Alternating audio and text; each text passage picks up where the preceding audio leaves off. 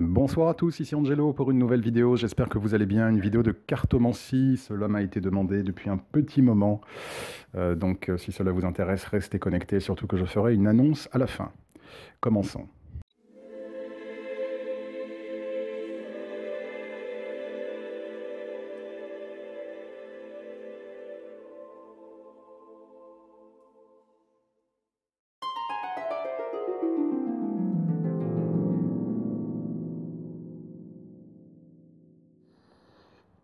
Alors un petit tirage intéressant qui résulte d'un ami, Bob, on va l'appeler Bob, qui souhaitait connaître les intentions de Chloé à son égard. Commençait à sentir un peu le roussi et il voulait un petit peu s'assurer de choses qu'il pouvait être amené en tout cas à pressentir concernant Chloé. Et donc en gros il m'a dit: Angelo, j'aimerais savoir en gros quelles sont les intentions de Chloé envers moi.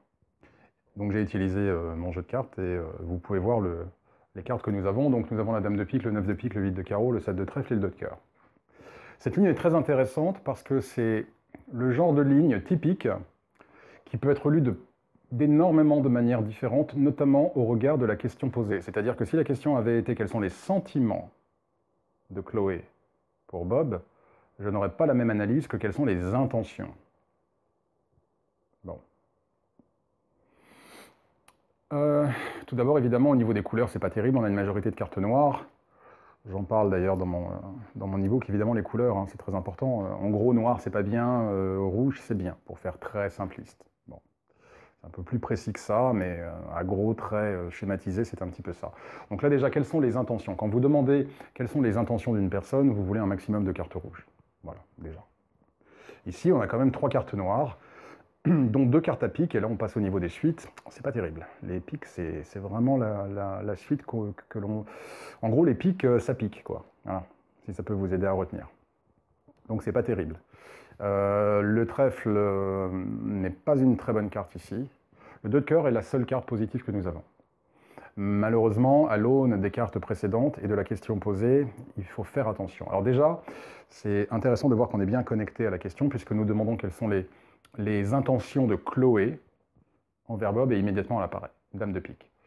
Et les figures à pique sont pas toujours négatives, mais dans une question comme celle-ci, c'est pas très bon signe. Ça dénote des problèmes. Donc déjà, on a une personne qui n'est pas forcément très bien intentionnée, la dame de pique. Ce qui nous est confirmé d'ailleurs par le 9 de pique derrière, qui est la pire carte du jeu.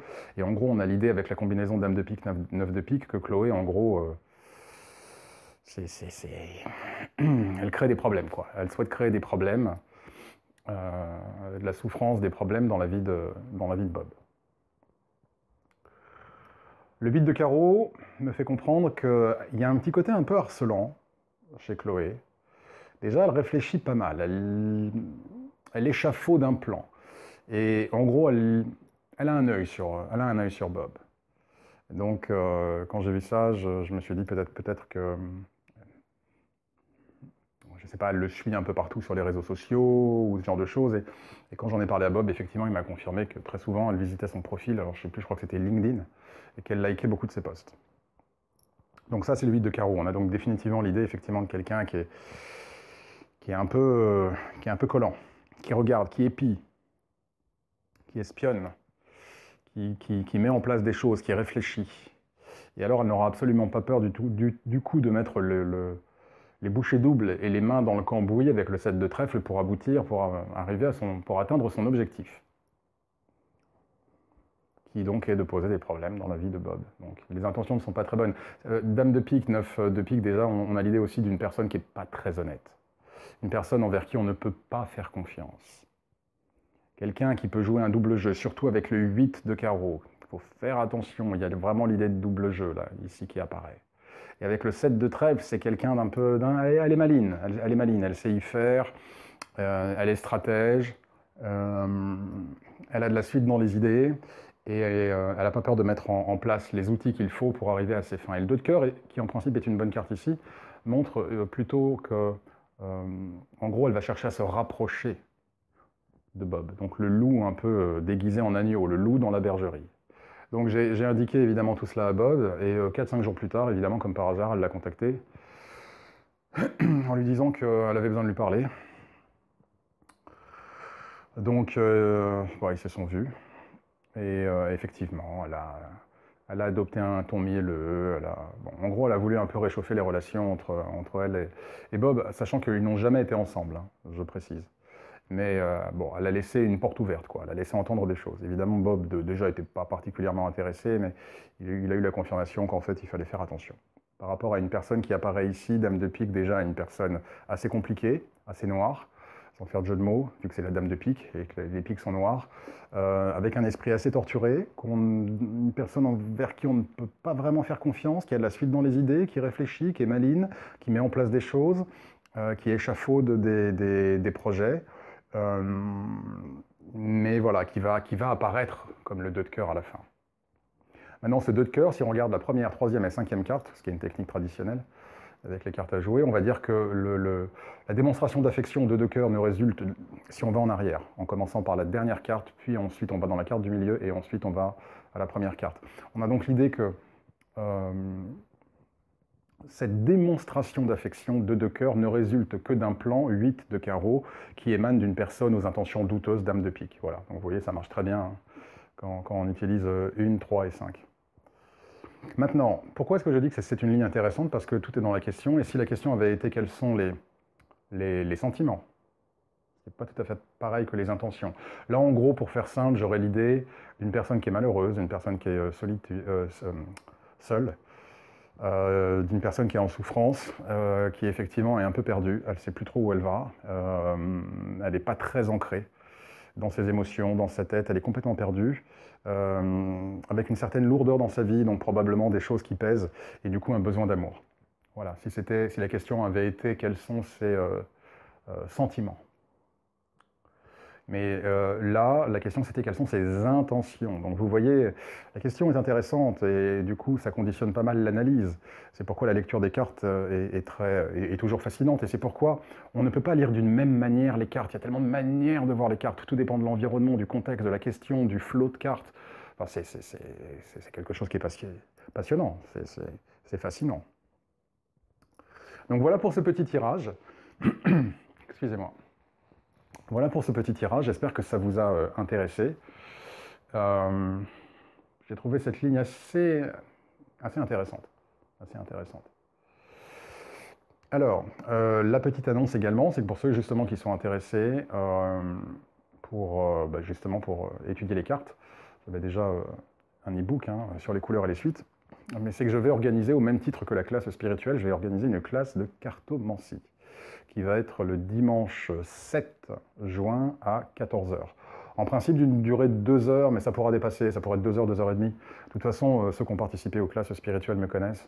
Ils savent que je suis pas, j'ai pas l'œil sur la montre. Moi, ce qui m'intéresse, c'est de donner ce dont les gens ont besoin pour avancer dans la vie, quel que soit le sujet. Et si j'ai pas terminé en 2 heures, ben, je continuerai.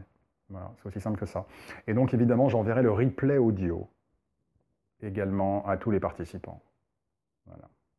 On verrait le replay audio. C'est vrai que ça faisait un petit moment qu'on me disait « Bon, Angelo, c'est quand que tu vas sortir le 2e tome ?»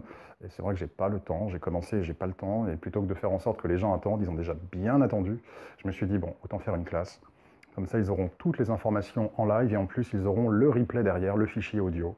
Voilà, avec eux. Donc évidemment, le fichier audio, je l'enverrai.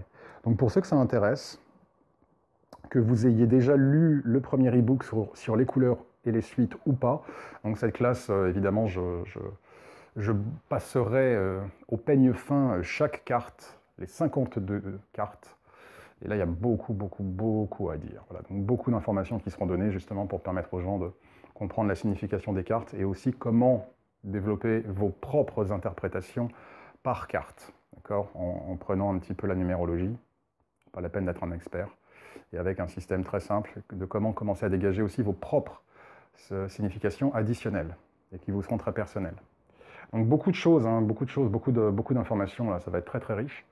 C'est pourquoi je dis ça peut être 2 heures, ça peut être 2 heures et demie, peu importe.